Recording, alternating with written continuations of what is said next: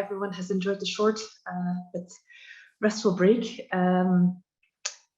My name is Marie de Zomer. I'm heading the Migration and Diversity Program at the European Policy Center, and it's very much a pleasure to be able to host the second part of this panel. We will be building very much on what was said already this morning, but we will be particularly looking and having a specific focus on the longer term. I would like to start by highlighting a few issues for consideration for our panelists, building specifically on some of the discussions that we already had in the first panel, moderated by Jean-Louis. I would want to start by going back to the very start of the first panel discussion and looking at the contribution that was provided by Agnieszka Kozovic on questions relating to the degree to which we are needing and whether we are seeing long-term systemic policy strategies to meet the inclusion, the reception and the housing needs of Ukrainian displaced persons. Are these kind of strategies really in the making? Are we moving forward at a fast enough pace? Are we having difficulties in getting out of the emergency response modus? If the latter is the case, if we're still struggling to get out of that emergency response modus, what are then the risks also related to potential, and that was also discussed in the first panel, potential solidarity fatigue, amongst others, among the many private individuals that are providing enormous degrees of support, particularly when it comes to the reception and the housing of Ukrainian displaced persons. In connection and staying with the longer term focus, it would be very interesting to hear in this panel as well on where we are, insights on where we are in relation to the 10-point plan put forward by the European Commission. How are we doing, for instance, when it comes to contingency plans to be set up according to that 10-point plan, or in relation to the registration platform? Are these the kind of tools that might also potentially help us countering the uncertainty? And this was something that Sophie McGuinness highlighted, countering the uncertainty or potentially even the volatility on the security situation in Ukraine and the reality that many people are moving either back to Ukraine or back and forth, which of course hinders some of the policy planning around the situation. I'm still saying with the uncertainty, but now looking at uncertainty for displaced people themselves. What consideration, if any, is already going out to the legal status of Ukrainian displaced persons once the temporary protection regime ends? And we also heard already this morning that there might be chilling effects, for instance, by employers or by landlords who may not wish to engage with people who are not able to commit for the longer term because their protection status is very limited. Finally, and more broadly, I would also very much like to invite our participants to engage with the debates of this morning in relation to what the broader implications might be of the current response to the Ukrainian refugee emergency for larger questions relating to the EU's asylum system or to the reforms of that system, notably in the context of the new pact.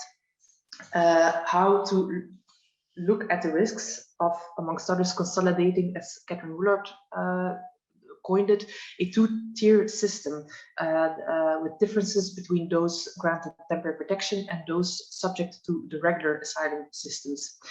Are there potentially also lessons to be learned? And that was another point that was raised in the panel this morning. Are there lessons to be learned from the current response that we might fruitfully take along in thinking about the reforms of the EU asylum system? What are the benefits of offering people an easy access to protection status?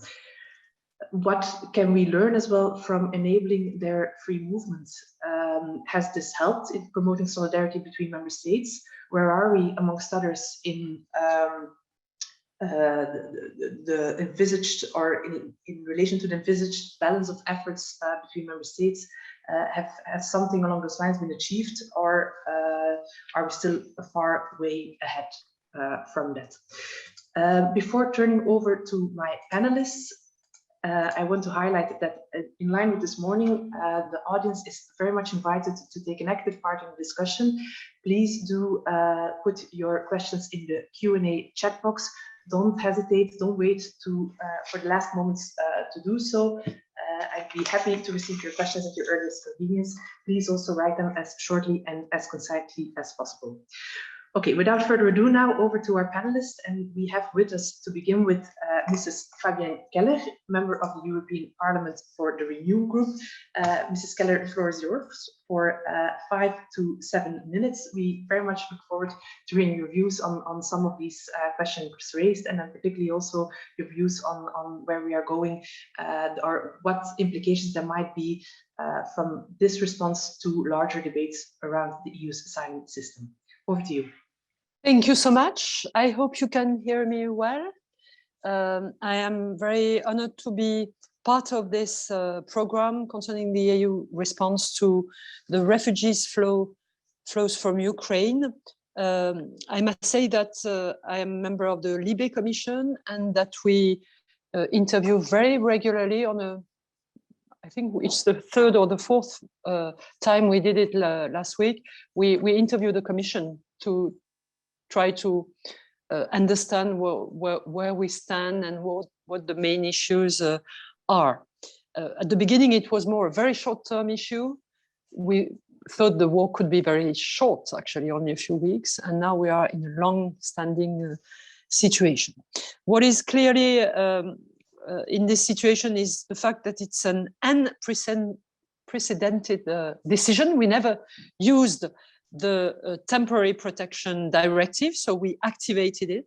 It's an historic decision, I must say, in line with the European Union values. The war in Ukraine has revived the solidarity principles between member states in the field of migration. The fact the war was so sudden and there was this immediate issue of protecting women and children and elderly people and vulnerable made it that there was immediately a consensus for this activation. And I must say also that lessons had been drawn from the 2015 migration crisis following the war in Syria.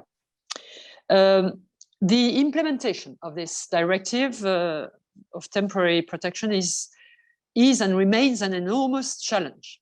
As you may know, there is a visa waiver between Ukraine and the European countries. So the people could enter as long as they had a passport or any ID justifying for their Ukrainian nationality, or if they were of another nationality but fleeing the war, they should have to justify for the situation, and the national procedures in action would work. But we have, I have been, as I told you, in Commission Libe to listen to the analysis and the situation of the application of the temporary protection directives in my commission, but also I went with a colleague, a Romanian colleague, Vlad Gorg. We went in Romania and made in Iași, and we made one day in Moldavia and one day in Ukraine, in the city of and province of Cernatu. It is impressive to see how our colleagues are involved in what happens with all these refugees. It's the same situation for my colleague Rosa Thun, who is Polish. She welcomed 11 people, then a family found a place. She went down to 7, now she has 10 at home. So even personally, you know, they see what is the reality. And I went also in the prefecture of Strasbourg a morning to see how does it work with the Ukrainian people coming in. There is a special center to welcome the people at first hand, and then they are redirected to the prefecture for an appointment to clarify their situation. And they are quite well organized. We're lucky we have interpreters because there are Ukrainian students in Strasbourg. So they have hired them, and they have hired other students to make the extra job it represents. And part of the service dedicated to foreigners and all the paperwork is now dedicated to Ukrainian people. Among the main challenges we observed, difficulty to apply in such a short period the same standards of protection across all member states. and the capacity of national administration to implement correctly the temporary protection. Concretely, I talked about the foreigners who left Ukraine because of war. We had to address very quickly at the end of February a letter to the Commission, because in Poland, for example, they seem to be pushed back and not accepted. There is also a huge pressure, of course, on several member states frontline to Ukraine: Poland, Romania, Moldova. Moldova is not a European country, but we have very strong links with Moldova, Czech Republic, Slovakia. And access to schooling is, for children, is a major concern. And must say that, for example, in France, the level of kids at school is very high, but the number is low. So it's easier to accept a few in a school rather than when there is a group with a different situation. Solidarity in certain member states is mainly delivered by the civil society, by people, by citizens themselves, sometimes by the local communities, like as cities. And it's particularly striking in Poland. And we have a main issue here because the Polish government is using a lot the fact they are welcoming more than 3 million of refugees to justify help, special help from the European Union. And in terms of bargaining, you know, they got the recovery plan accepted by the Commission, even though the government is not doing anything for the refugees. It's actually the people. And there is a major issue for the people to finance the extra costs linked to the fact they welcome people who are eating. You need to provide them with food or other things for the kids. Meanwhile, the EU is trying to organize fast and to provide support to member states. There is a new EU platform just opened Wednesday to centralize the registration of all persons applying to temporary protection. This will avoid multiply application in several member states. Secondly, EU agencies, the Asylum Agency, Frontex, are providing strong operational support. I must say that we have pushed for that a lot. They are deploying agents and experts on the ground to support the procedure. Unfortunately, the Asylum Agency has not yet the corps of 500 people that is supposed to be established, made of national people that can be mobilized in case of a crisis. Unfortunately, it's not. They are not trained yet. The EU Commission is coordinating the transport of refugees from the frontline member states to other member states who can offer support. As you may know, there was quite a high number of proposals from Germany, France, Netherlands, etc., to accept vulnerables, but the figures were not totally filled. I know that France, for example, decided to accept 4,500 people from Moldova, but Mrs. Olsina will tell us the precise figure, but we didn't get to that global figure. It's like 1,800 who were welcome, but they were. And it's very interesting. We have two buildings in Strasbourg where you have only vulnerables or people in specific situation. And then it's nice to have them together to be able to follow the situation of the kid, of the parents, etc., of the handicap. There are different situations, heavy health situation or handicap. And I think it's good to take them out of the asylum centers organized in Moldova itself. And as you all know, but it was good for me to see it really. Moldova is a very poor country, so it's very tough for them to help, but they do. So those are the first analysis we can do of the temporary directive, but I will be glad to exchange with you later on. Thank you very much, Mrs. Keller, and thank you already for highlighting a number of points that connect very well with the discussion we had this morning. Turning over next to Mrs. Clémence Olsina. She is joining us from the French Ministry of the Interior, where she's Director for Asylum. Ms. Sosina, we very much look forward to hearing your views on the way in which the Ukrainian refugee emergency has impacted the agenda of the French Council presidency, where that agenda is at the moment, and as well your views more broadly then on the general questions on the impact of this response to the EU asylum reforms and the progress on the new pact. The floor is yours. Thank you very much. I'm very glad to have the opportunity to participate to this exchange of views. I will speak today, of course, as you said, as a representative of the French presidency of the Council.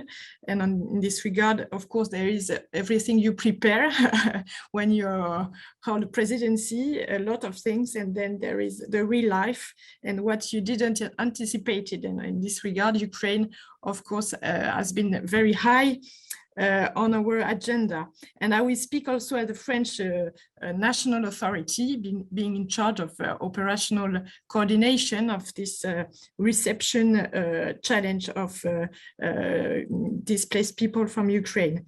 I will cover mainly 2 points, and I will try to be brief, and then we can have an open discussion. First, the operational challenges ahead for the EU and for member states. And I will speak from a member state which is not the most exposed today to the needs of reception of displaced people. And on the other hand, I will cover the issue of the impact of this crisis on the migratory policy and negotiations, which are currently very high on our agenda.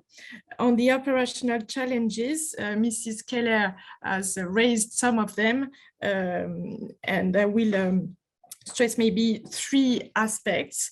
The first, in this preparation of the long-term phase of the crisis management, there is, of course, the issue of the long-term integration and autonomy of millions of displaced people in the EU. And the first thing I would like to stress is that, in my view, the temporary protection was obviously the good tool because with the very rapid access to status and protection without the saturation of asylum authorities, we have been in capacity, I think, and as national authority, I can mention it, we have been in the capacity to offer very rapid access to the first steps of a good integration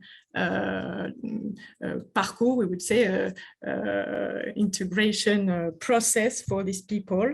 Many things are already done in France, but also in other member states in terms of access to healthcare, scholarship, language learning, employment also, and being in charge of the reception of asylum seekers more broadly, I can say that it has been a very important and very rapid mobilization of national European authorities in order to pave the way for the good integration of these people.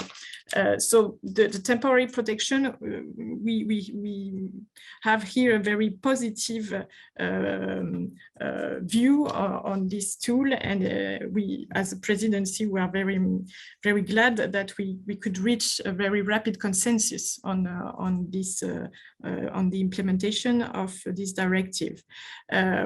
There are still challenges ahead for this long-term integration, and the current main challenge at the national authority is, of course, accommodation and housing, because as you mentioned in your introduction, an important part of these displaced people have been accommodated in a bottom-up solution, individuals mobilization, non-professional ones also. And what we are observing these days is the phase of a fatigue of also accommodation. And many of them are now turning to state authorities in order to find ways to accommodate these people. And I think that it will be challenges in the weeks, the coming weeks. The challenge is one, to find new capacities, but maybe it will raise, we will see in the coming months, again, the issue of a better balance in the distribution of these people within the EU territory. As you mentioned, for the moment, the distribution is completely open and voluntary, and there is no other initiative for the moment. And I would like to be very transparent with you in this regard, but maybe the issue of solidarity will be raised again in the coming weeks. For the moment, Mrs. Keller raised the issue of, recalled the issue of Moldova. There has been a solidarity initiative towards Moldova, but it has been also a complicated one, because one of the challenges was to convince people to come to France. For the moment, only 100 of them decided to be transferred to France. So it's a good thing, but we were prepared to make much more than that. So we'll see in the coming months how the things evolve. But I think that solidarity, accommodation will be a big challenge. Second operational challenge, the issue of internal movements and returns of Ukrainian displaced people. We are still in the first phase with accommodation in the first member state, but we are observing increasing movements within the EU territory, but also people going back to Ukraine already. The Commission mentioned a few days ago in a meeting in Marseille we had with them that more than 1 million of Ukrainian displaced people already returned to Ukraine, and I think that it will be a challenge ahead to have a coordinated strategy and approach on this issue. Of course, there is this registration platform, which is another important achievement of the solidarity platform organized by the Commission and the Council, and it will be an important tool in this regard.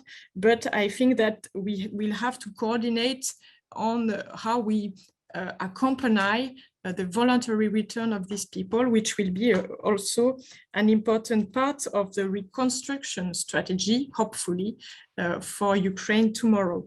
And last point on the operational challenge, you mentioned in your introduction, which is a much more open issue for the moment, is the issue of the long-term status.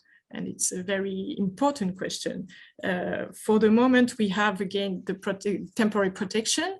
We can maintain it for 3 years, as you know, on maximum. So it's not an issue for now, but it will be very important to anticipate how, under which status these people, maybe who will integrate in the EU territory during the coming years, how they stay in the EU if they want to. Hopefully they will return, they will rebuild, but some of them will stay. Will it be under the refugee status? And if it is, we have to anticipate the impact on the asylum authorities, because as you know, the temporary protection, the aim of the temporary protection is also to avoid a saturation of these national asylum authorities. So I will have to say that it's for the moment not on the agenda, but I think it will be a question in the coming months. I will then conclude on the other part of my presentation on the impact on the migratory policy. I will be very brief, and we can then have discussion. But the point I would like to make is that basically the Ukrainian crisis confirmed the necessity and the emergency of migration policy reform and emergency of an agreement on the pact. As you know, as a presidency, we have pushed for new developments and progress on this high priority. We have put on the agenda a new method on the negotiation on the pact with our step-by-step approach, trying to reach an agreement on parts of the regulations of the pact with a voluntary initiative on solidarity. Our fear, I can say it as a presidency, was that this Ukrainian crisis would be a new obstacle on our way to an agreement. And the very good surprise or observation we can make today is that it is not. At the end of the day, we had discussions under the Council on the articulation between this management crisis and the negotiation on the pact. And even if it's a tough negotiation, there was a consensus on the necessity to make progress on this negotiation, even if some of the member states are facing very big challenges in terms of asylum reception or migratory reception currently. So it's a very good surprise, as I said. More broadly, there is a consensus on the idea that in order to have an EU more resilient and able to react to such crisis situation and to give protection to people who need it, and who need it massively and urgently, we need a more resilient system. We need a better management border, quicker identification of people in need of protection. So currently, we are trying as a presidency to make concrete progress and steps, and hopefully by the end of the month. And I think this is the main conclusion for the moment we draw from this crisis is the need of this reform. Thank you very much. Thank you very much, Ms. Olsina, for providing a very comprehensive overview of some of the challenges you faced and where you see the challenges for the future as well. I'm now turning over to Mr. Giulio Di Blasi, who is joining us from the cabinet of European Commissioner for Home Affairs, Ylva Johansson. As a disclaimer, we're really very happy that Giulio could make it this morning because he's suffering from a sore throat, so his intervention might be a bit shorter. But over to you, Giulio, and thanks again for joining us. Thank you, Marie. And indeed, I'm not joining from the cabinet. I'm joining from home. And I hope that my voice is decent enough and everyone can hear. So I'll be, please flag if you find that it's really difficult to hear on my side, and I will try to clear the voice. So thanks so much for having me today. And thanks so much, Clémence. It has been very interesting to hear your reflections earlier on in particular on the impact of the crisis on the future of the work on asylum. Maybe I will start with a bit of reflections on the 10-point plan, and then move on to the hi Nina, to the key challenges that we see ahead of us. So on the 10-point plan, I think it has been pretty impressive what has been happening in the past 2 months. I have a long experience in the field of migration, and rarely I've seen 10 points achieved so quickly, thanks to a very, very close coordination between the EU and member states. And I would say this is really one of the novelties of this crisis compared to the previous crisis. There is a very strong sense of cohesion between the European Union and all member states, none excluded, in order to advance on operational solutions. And that's really pretty unique. So just to give you a few examples, the EU registration platform is indeed online since the 31st of May.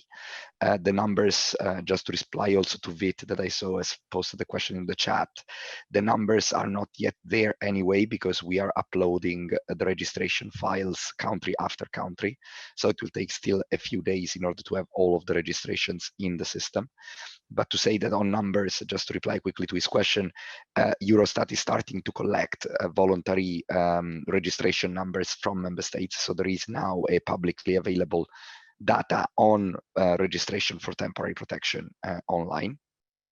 But so the platform is online and alive and kicking. And I must say, for a new IT project with very complex data protection concerns, to be available so fast was not a given. Then on the second one that you referred to, Marie, indeed, we're working on contingency planning. We have received contributions from all member states, and we are developing a collective contingency picture at the European level. We expect also that to be available in the coming days in order to be discussed. We have a new anti-trafficking plan that has been developed and approved at the Solidarity Platform, standard operating procedures for unaccompanied minors in particular, and in the context of transfers from Moldova. The coordination of the transfers from Moldova with 1,700 people that have already been transferred.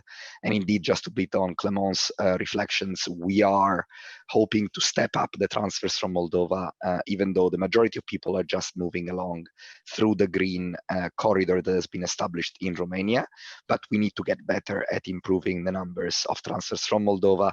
The main challenges is indeed the unwillingness of several persons to actually use the opportunity of the transfer because they want to stay close to the border, and or the longer process in order to get on the planes for the transfer, compared to the availability, of course, of the possibility of moving along autonomously. So we need to work on both these issues in order to increase the pace of transfers from Moldova, for sure. But also, again, on funding, we have been making available very quickly the cohesion funds, and several member states have been already reprogrammed more than 1 billion euros in cohesion funds in order to respond to the crisis. The first tranche of the AMIF fund has been made available to the frontline member states. And again, I could go on for very long on the many achievements under the Solidarity Platform. Maybe let me mention one specifically, which is the cooperation with international partners. That is quite innovative, I must say. The fact that we're working closely with the United States, with Canada, and the United Kingdom in order to support and make the best use of the legal pathways they also have established for Ukrainians. And also, if I may, I would like to recall the work on information provision, and I see Nina at the very center of my screen, so that's certainly something we do very closely with the EUAA, and it's a very important piece, and I'm very glad of how we are going about it. It's not the usual way of we just distribute information that we think is relevant, but we are really running focus groups with Ukrainians in order to understand their needs and provide information tailored to their needs. So I'm really proud of the work we have been doing there. So 10 points, I would say next week the Commissioner will give a strong update at the June Council, but I would say it's mostly green lights. Now, what are the challenges? First challenge, I would say, I'm sure Agnieszka spoke about it. We spoke together with Agnieszka about this topic specifically in Poland a few weeks ago. Accommodation, in particular in frontline countries. The vast majority of reception has been provided through private homes in the immediate wake of the crisis. And we need to continue supporting the schemes that have been established and the private homes, but also starting to work towards sustainable longer-term accommodation. And there, of course, we face the usual pressure on our housing markets. So accommodation is certainly on top of our mind. We have a dedicated initiative that is called the Safe Homes Initiative that we have launched that will be translated into targeted guidance on the private schemes for safe accommodation, safe accommodation in private homes that will be discussed in the Solidarity Platform very, very soon. And also targeted support for the schemes at national level. But also on top of the, let's say, Safe Homes Initiative, really, is going to be very important. How can we translate all of the experience we have developed with the private accommodation under this crisis and move it towards the future? I think there are two big opportunities there. One is related to the work we're already undergoing and are doing on community sponsorship, and this enormous availability of private accommodation and private welcome can be translated into an expansion of those schemes in order to expand our resettlement systems. And at the same time, I think what this crisis has indicated is that private hosting can be part of our crisis response. And this is really new and something we should continue to reflect. So there is both a short-term challenge that we need to work on, but also in the longer term, how we work. And I see, Marie, I was supposed to speak less and I'm speaking too much. So I'll be very fast on the other two. The other two, I think, major challenges are schooling. It has already been mentioned. And I would mention an horizontal challenge, which is around the very concept of integration and inclusion. We have always been working, when we were working in refugee policy, on the assumption that day one is the day to start integration because people are supposed to stay. In this context, we're working in a very different scenario where people are hopefully going to stay for a temporary period that is limited, and they can go back to Ukraine in a reinforced and strengthened country. So, finding the right balance between inclusion, integration, but also returns and reintegration in Ukraine is going to be one of the major challenge and political question marks, and something that we hope to navigate through the wisdom of not only member states and the European Parliament, but really society at large, because you are the most exposed to the day-to-day and thinking at the grassroots level. Thank you, Marie. I hope it's useful. And again, apologies for the voice. Very useful, Giulio. Many thanks. And we were hearing you very clearly, so no concerns there. Before moving over to our last but certainly not least panelist, brief reminder to our audience to not hesitate to already write their questions in the Q&A box or in the chat. In the meantime, then let's move over to Mrs. Nina Gregori, who has joined us now from the EU Agency for Asylum, which she runs, of course, as the Executive Director. Ms. Gregori, a warm welcome to the discussion. Very happy to have you with us. Looking forward to hearing from you about the agency's activities in the context of the Ukrainian displacement emergency, what challenges were faced, what challenges lie ahead, and any further points, particularly amongst others, also in relation to the information provision that Giulio has referred to, are also very welcome. The floor is yours for 5 to 7 minutes.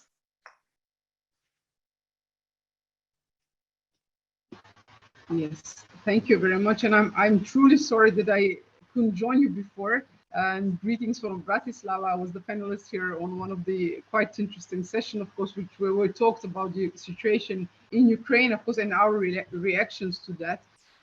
But I'm happy to be here with you now. And I apologize also because, of course, I didn't hear my predecessors or previous speakers. So potentially I will say things that were already said, and I really do apologize this already in advance. I also have a bit of issue with my voice, but it doesn't sound so good as Julia's, because mine sounds like a real deep male voice when I have cold. So I apologize for that too. I would briefly want to touch about four points that I think that from our perspective, of course, and the perspective of our work are really important. And I think that there's going to be still, let's say, especially for the point 4, ongoing discussion on the level, of course, also the Council and the Parliament. But those 4 points that I want to mention are, first one would be practical solutions and the work on the ground, in connection, of course, with the implementation of TPD. Then the point on new actors and new approaches. Third point, the use of old tools in new environment. And last but not least, the effect of TPD on future discussion on facts on migration and asylum. I can imagine that, as I said, those were already addressed a bit, but I will try to be brief and just point out the things that for me, as the director of the Asylum Agency, are important. When it comes to practical solutions and work on the ground, I think that indeed, of course, our agency got an additional mandate with the activation of the Temporary Protection Directive on 4th of March. And I am really happy that with this additional mandate, we've proven that we can be operationally very fast and effective. So this is the part that I think is crucial from my end, because if you take a look at the time frame and of course enormous need for agency to contribute operationally, I think we really kind of we did a remarkable job, bearing in mind that we are still in the phase of, let's say, phasing out EASO, so European Asylum Support Office, and going into the EUAA mandate and of course work that we can do now. So currently, operationally speaking, and working on the ground, we are present in 10 member states. That means that we are working hand in hand with the implementation of the TPD in 7 countries. That means that we are there operationally in Belgium, Cyprus, Greece, Italy, Malta, Romania, and Spain. I have 2 operating plans pending on my table, meaning the one with Czech Republic and the one that we are now drafting with Bulgaria. So we are also, let's say, not operationally, but of course present in the coordination, through the coordination mechanism of the member states in Moldova with 6 experts. And also this is something new for our agency. So I think that, I mean, a positive effect that Julie already have mentioned is that indeed there was a huge, let's say, appreciation from all the member states. And I think that first time in history, the work of our agency is not perceived as a negative help, if you know what I mean with that. Negative help meaning that, of course, your state is useless, it can't deal with the situation on its own. That's why we need to call in European agencies and they will come and deliver. So that's not perception at all. I am really happy that this switch is very obvious, and I hope that, of course, this will remain to stay, because that's why the agency have been created. And if I move to new actors, new approach, or new approaches, this was also really interesting to observe, you know, that according to EMN study and also then the analysis that we did in our own organization, out of 27 member states and then 25, only 5 member states are implementing the temporary protection directive throughout the asylum authorities, meaning that we as an agency have faced completely different actors on the ground that are of course implementing temporary protection. Solemnly, if we take a look just the registration, let's leave aside the implementation of the rights of people, which of course other authorities deliver that. I mean, but if we take a look at just the prima facie assessment of course, the need of protection and registration, info provisions, and then the issuance of resident permits, as I said, only in really small number of countries of those are dealt with asylum authorities. So we have new actors, and with that also new approaches. That's why I think it's so very crucial that the training that we've created and is there to be used from the side of member states is really used, because of course those new actors, which might be police guards, which might be of course administrative units on the ground, they have, in my opinion, not really sufficient knowledge about, I mean, people that are fleeing from war, because those are refugees, of course, let's leave aside the legal status. And I think that this training needs to also, so the part of the training is to recognize the vulnerable people, so to also treat children and unaccompanied minors, and especially to, in a way, emphasize the referral, because that's something that I think that the actors on the ground now have the lack of knowledge. I think that's second point that I want to in a way really emphasize, because with that then you also create, let's say, a space for definitely additional so training, as I said, but also awareness raising to the authorities that have never dealt with, of course, people fleeing from war. And with that, I will come to the use of EU tools or EUAA tools, so our asylum tools that we have created over the past 10 years together with member states and international organizations. So all the tools that we've created for implementation of common European asylum system under the EU chapeau, they in a way needed to be, let's say, recreated, because we did not have the tools or the common European tools to address the situation with handling of people with temporary protection or the implementation of the TPD itself. So, of course, our agency needed to create the new tools. We needed to distribute them to 27 member states. Also, we need to encourage member states to use them. And that's something that I'm quite, in a way, happy and proud of. If we take a look at the info provisions and the leaflets that we've created for beneficiaries of TPD, so on EU level, but also with member states specificities, they are now translated already in 12 languages and in Ukrainian and Russian language, and the member states are using them.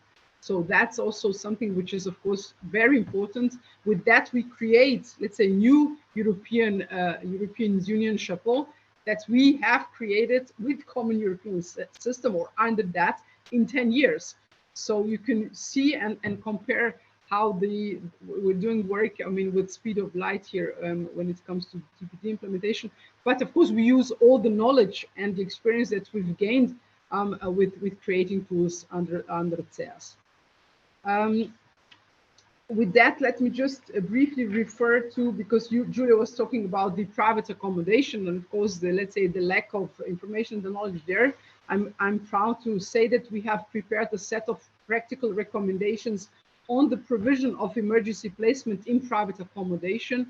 So I do hope that the member states will, be able to use them and also distribute them to the private sector, that where in fact those, who are offering private accommodation will follow those, let's say, minimum recommendation on the provisions of the emergency placements, and because of course we prepare them to be used.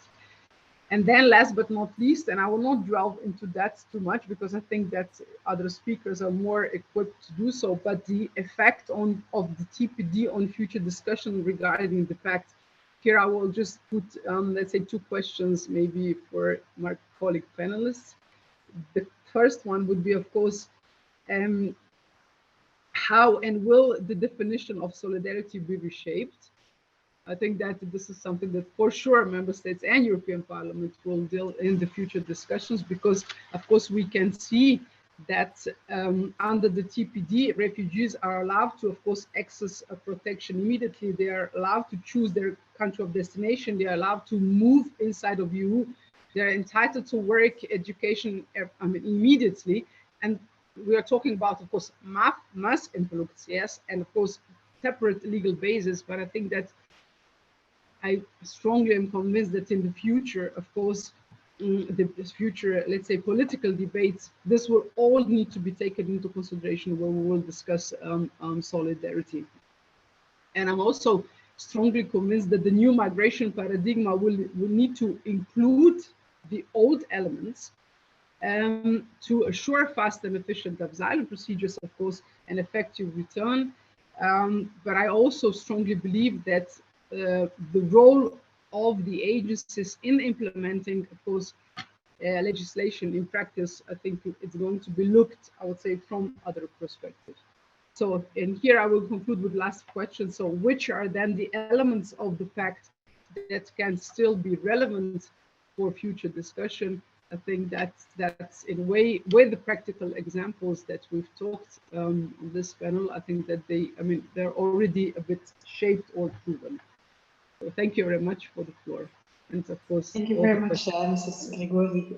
Very insightful insights as well as questions. This now moves us to our Q&A session. There are a few questions that have already come in. I would like to invite our audience to keep them coming. I'll take a few questions at a time. I'll start to begin with a question that was raised by Peter Bosch, and that also links to the discussions we had this morning when looking at the financial instruments being made available. What can be done to push those governments where the money is not sufficiently trickling down to municipalities and civil society to enable the money to arrive at those entities. So happy to hear the panelists' views on that. And again, it was also a question of debate this morning. We also had a question in our Q&A box linked to or looking at or asking our panelists to reflect on ways in which the Ukrainian displaced people and the labor potential that they provide can also be capacitated or used to deal with some of the challenges in relation to responding to the displacement emergency. I'm thinking amongst others in the context of education, where we can incentivize Ukrainian teachers, or looking at questions relating to psychosocial support, where maybe psychotherapists from Ukraine can be better activated, and what can be done particularly at a European level. In this context, there are these measures that need to be tackled mostly at local and or national levels. And then I certainly want to also invite our panelists to reflect on the very pertinent questions raised by Ms. Gregori relating to what elements of the new pact should we retain, and where are areas for rethinking some of the ways in which our asylum systems are shaped. And then I see that Jérôme still has questions, so I'll take 4 in a row. I hope our panelists are able to still follow. It's a question particularly to Clémence. Jérôme, the floor is yours for your question, and then we turn back to our panelists.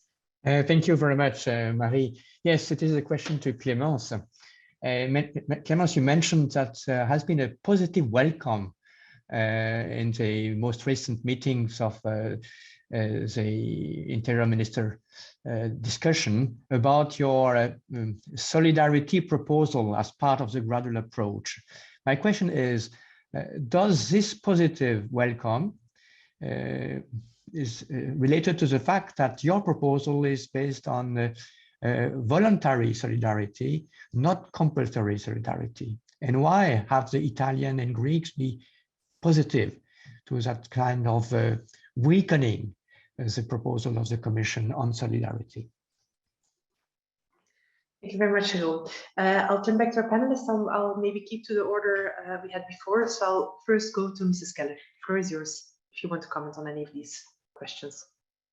Wow, I don't know if I can cover all the questions, maybe because I didn't talk about it last question.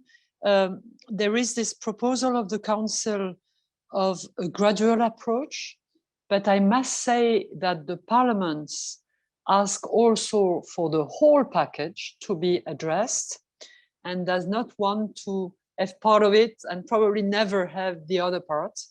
That's the hard part of it, including the new Dublin regulation, that is the RAM, for example. So we are on the way to try to have a new process that could involve both Parliament and the future presidencies until the end of our mandate, because the idea would be, to try to do something during this mandate, not to end up like the mandate before. That means nothing new after the Syrian crisis. And we are experiencing that. We had the first meeting 2 days ago with the Czech, the Swedish, and also the Belgian and the Spanish. And that's quite interesting because we have various countries, that is first entry countries, Spain, Belgian, countries more of destination, French, Swedish, Czech, very different geographical and migration situations. So that's interesting. That's pretty much representative of the diversity in Europe. Maybe I can also address another issue, and we are tackling it in the Parliament, is how can we help governments to push money to the municipalities, to the ones who are really helping. We have a hard time with this, specifically in Poland, and it's a major subject because it's more than half of the help the European Union gives to the member state. What is planned is to use usual funds. This is the only way to be quick. So we use the regional funds, and the way they are usually distributed is go to through the state and through the regions, and then to the municipalities. That means that we do not control anything in Poland. I don't think because of the acceptance of the recovery plan of Poland that everything is all right concerning the rule of law in this country. And we are very worried about municipalities being against the peace, not receiving the same amount of money as the peace-friendly municipalities. So it's really a big worry, plus the urban cities who are whose mayor are usually from the opposition, are those who have the largest number of refugees. So it's really a main issue.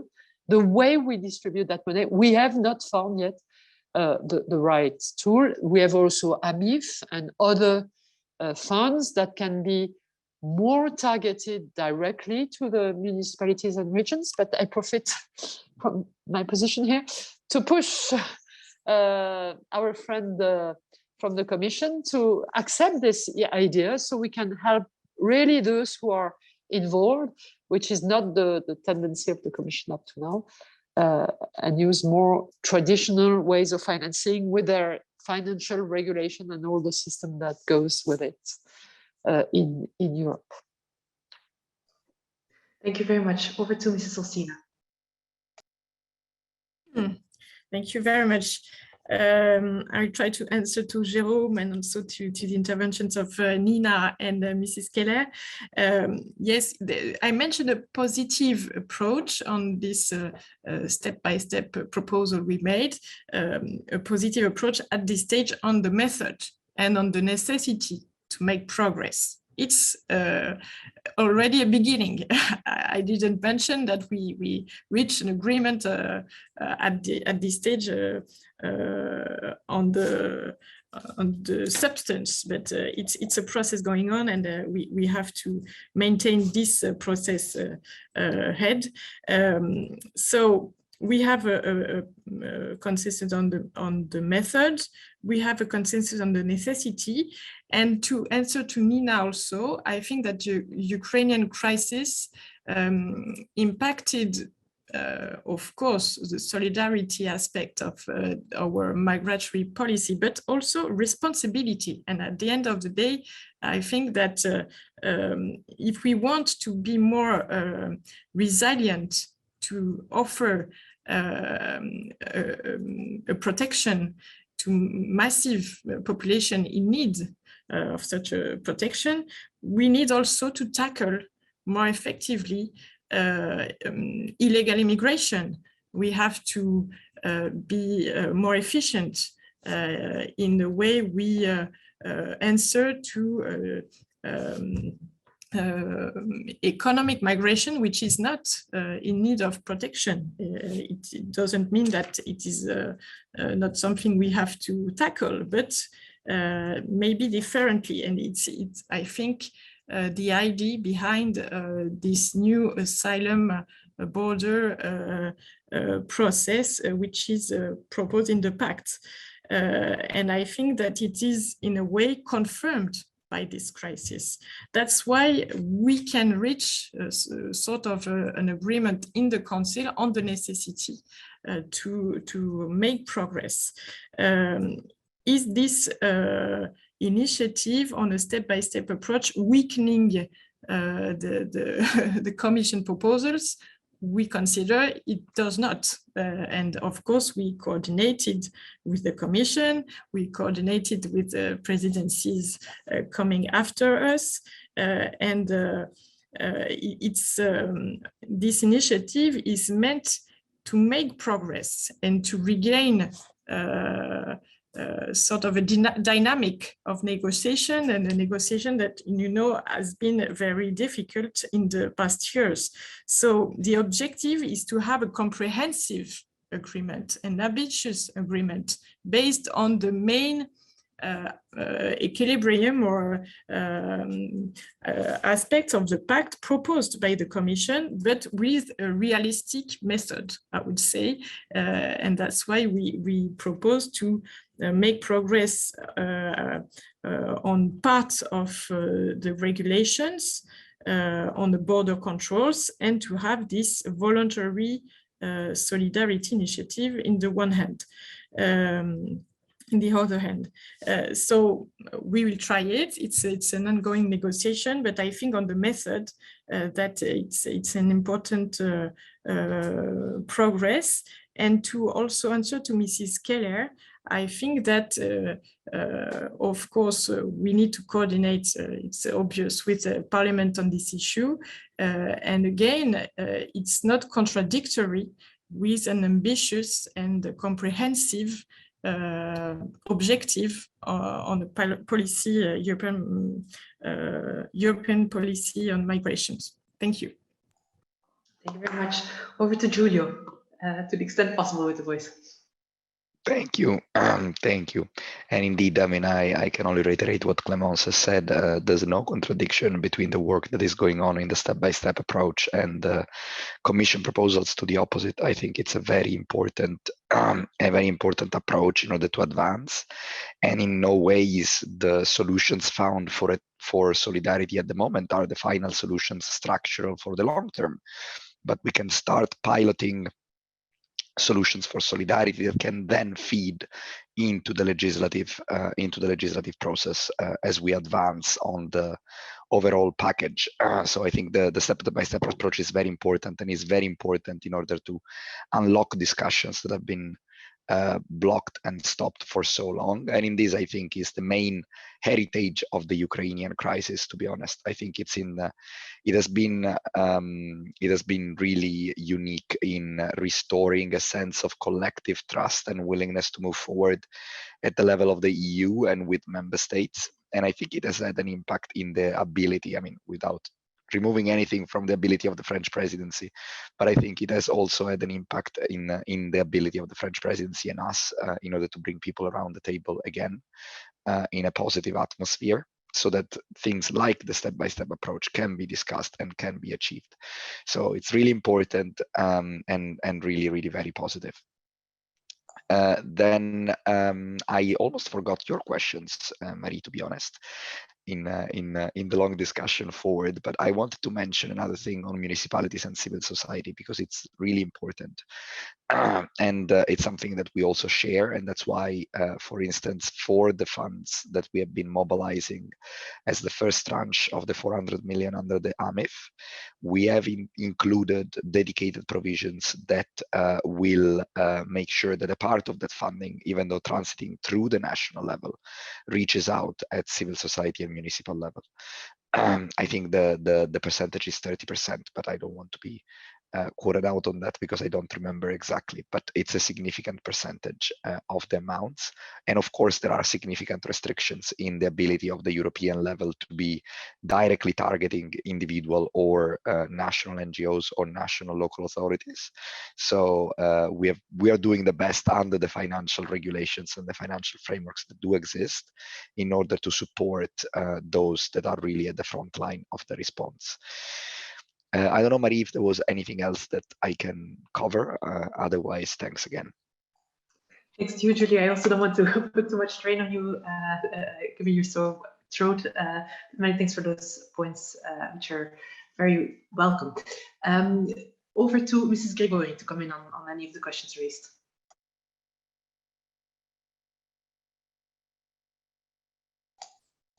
Mrs. Gregory, yeah.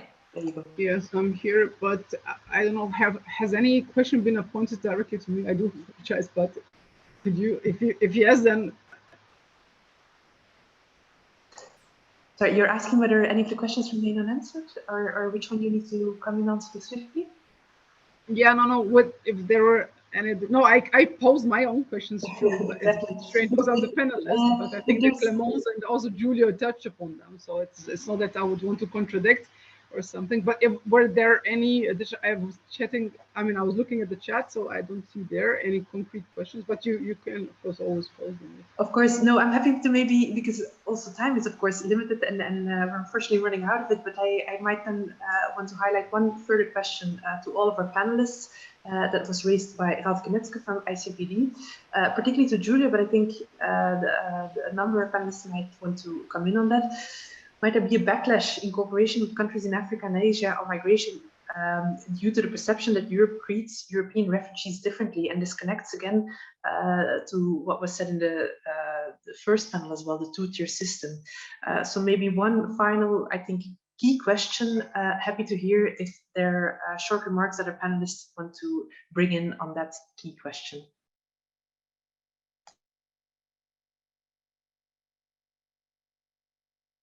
I can do it if you wish. It's a difficult question. As I tried to explain in my introduction, we had a problem actually with Indians and African students, but Mrs. Olsina can tell us also about it at the beginning, who would cross the frontier and were not well accepted initially, especially at the Polish border. So this was a main issue. And of course, they fled war like the Ukrainians. They were just for any reason present in the country. So they have the same right to be protected, but it's not under the temporary directive, but under regular or other texts. I don't recall immediately. Concerning the backlash and the difference of treatment, I think we clearly have to be very attentive, very put energy on this, making sure that all the people coming and asking for protection are treated equally. That this is a main principle, and we insist a lot on that in the parliament. Now, the situation is not at all the same, because the number of Ukrainians asking for asylum, again, Mrs. Olsina can tell, but it's remaining low. There was a little flow in March, but as they understood, there was another statute possible. And as we were able to explain it clearly, as time passed, as I explained with interpreters, and then it was clear for people, and the community knew it was safe to use the temporary directive, this number drew back. So the situation is really different, because those Ukrainian family, in their large majority, seem to wish to go back as soon as possible. Maybe I tackle another issue that we did not answer at all, I think, in the panel first set. There was an issue of education. I would like to say, talking about teachers, psychologists, that quite a bunch of Ukrainians having those skills are employed. Women, of course, because very few men are coming except elderly or people in health problems. But it's working quite well, and it's nice to have somebody speaking Ukrainian also.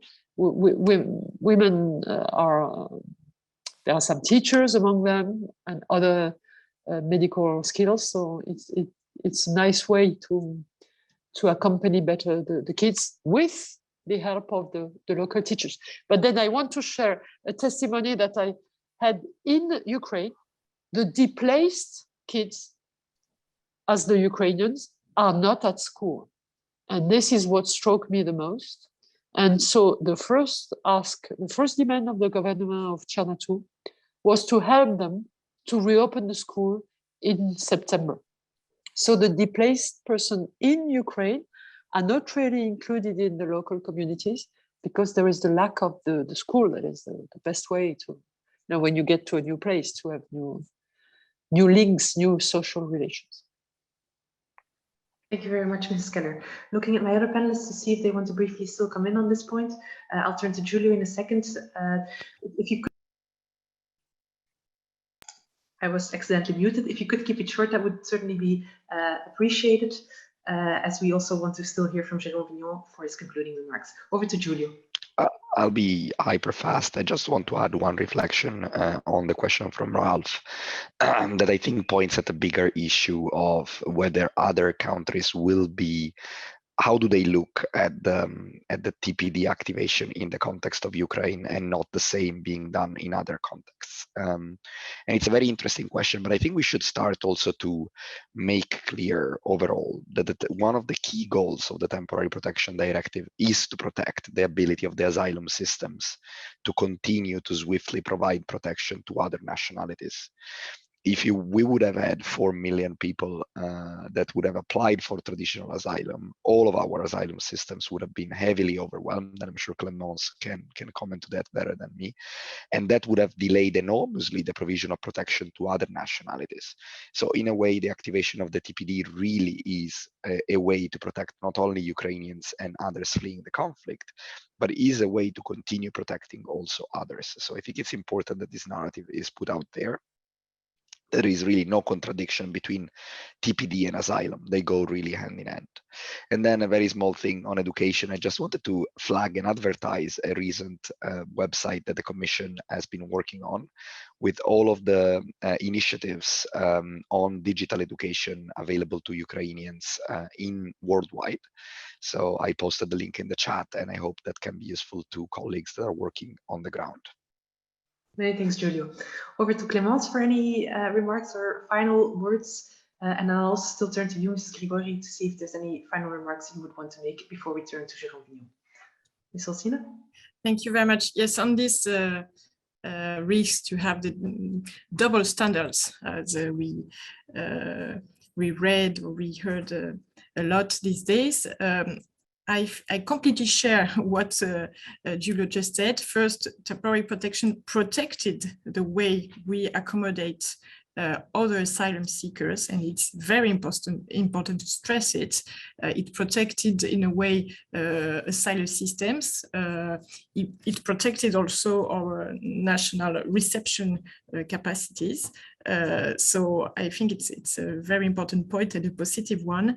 And another one, which Giulio raised in his previous intervention also, which is very important, is a much more positive way to turn it, is that I think we will, in the coming months, years, draw the conclusion of the method and the way we reacted together to this crisis, and that we will draw the lessons of our very intense dialogue and new dialogue on integration, reception, answers to crisis management and migratory policy.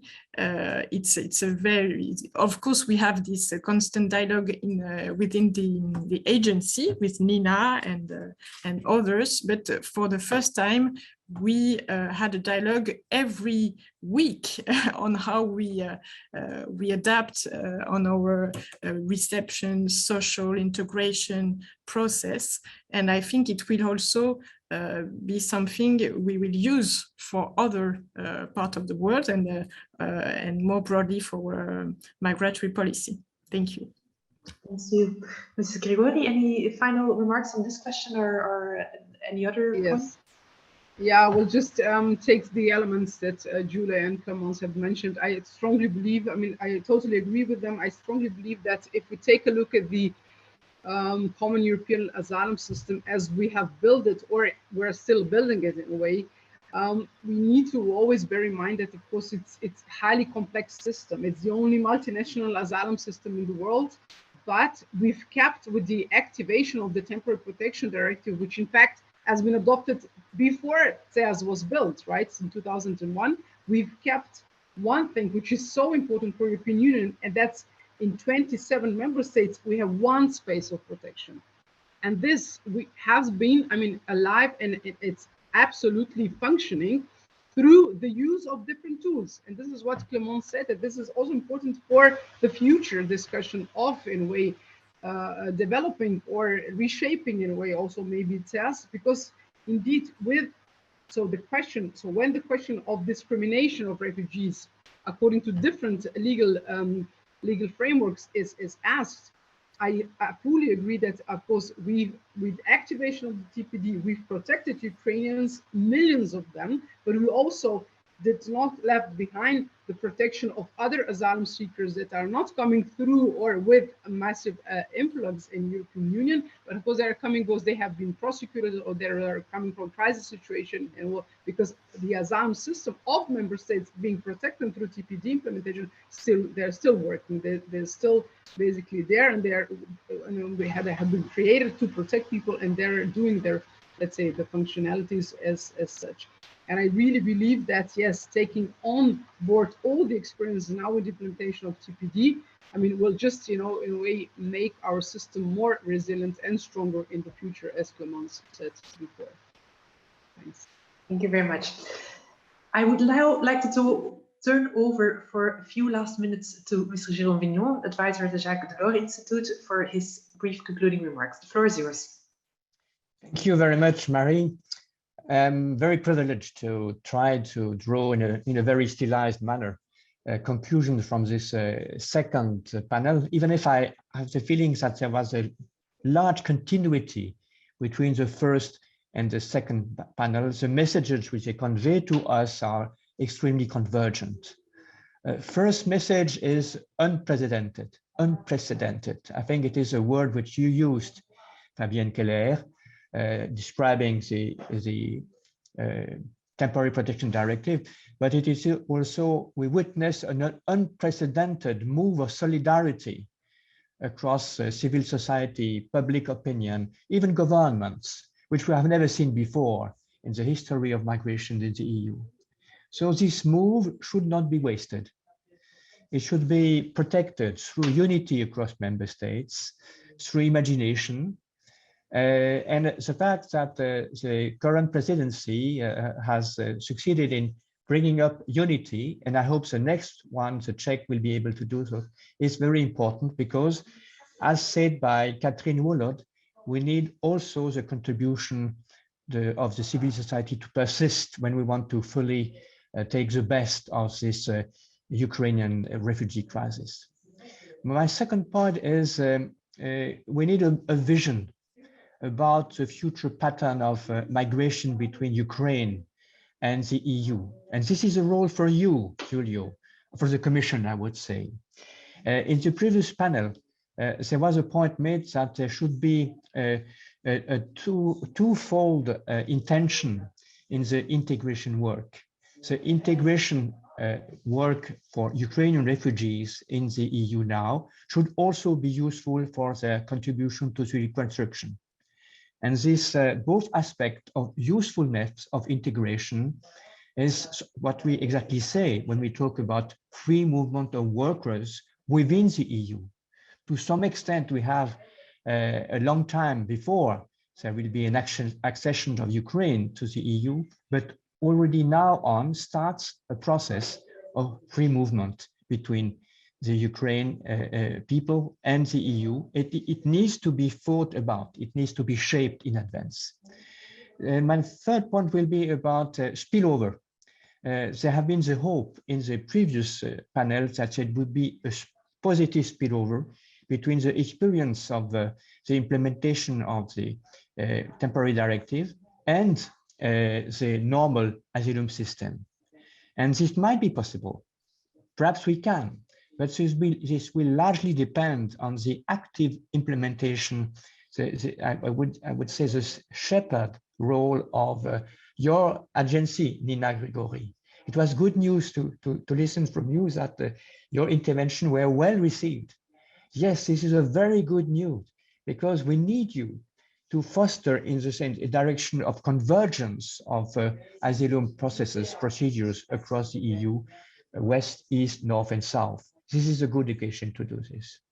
And lastly, the fourth thing which will shape the future is where will we go about the sharing of responsibility for relocation.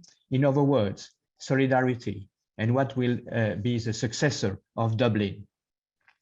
What will happen? Will the free movement model dominate? And we see that it is successful. We see that member states in the front line with the Ukraine refugee crisis are not asking for relocation. They are not asking for the European Pact proposal of the Commission. No, the split across East and South and West is still there. Or will we see that there will be at last a request of better organizing solidarity across member states because of the fatigue? I don't know what will happen, but for sure, it is important to keep all cards open and eventually to accept that there might be different ways of promoting solidarity, one based on free movement and the other based on effective organization with coordination across member states. That's all. And again, a great thanks to all participants in that panel. Thank you Yours, very much, Marie. Thank you very much, and thank you for very nicely taking out some of the broader themes that we've discussed and placing them in the longer term, future-oriented perspective. I want to end by thanking first and foremost very strongly our excellent panelists for very rich insights. To our audience, a big thank you as well for the very engaging questions. We hope that you enjoyed the discussions this morning. I'll highlight two follow-up conversations to come in the near future. The first takes place next week, Thursday, the 9th of June, at the EPC. It's about precisely, and something that Julio mentioned, the transatlantic solidarity and cooperation in addressing the needs of Ukrainian displaced persons. The second I want to highlight takes place on the 12th of July, is organized by the Egmont Institute in cooperation with Europeum, and looks specifically at the discussions around the new pact in light of the Ukrainian displacement. We hope to see you there and wish you a nice remainder of the day. Thank you, Marie. Thank you, Marie. Yeah.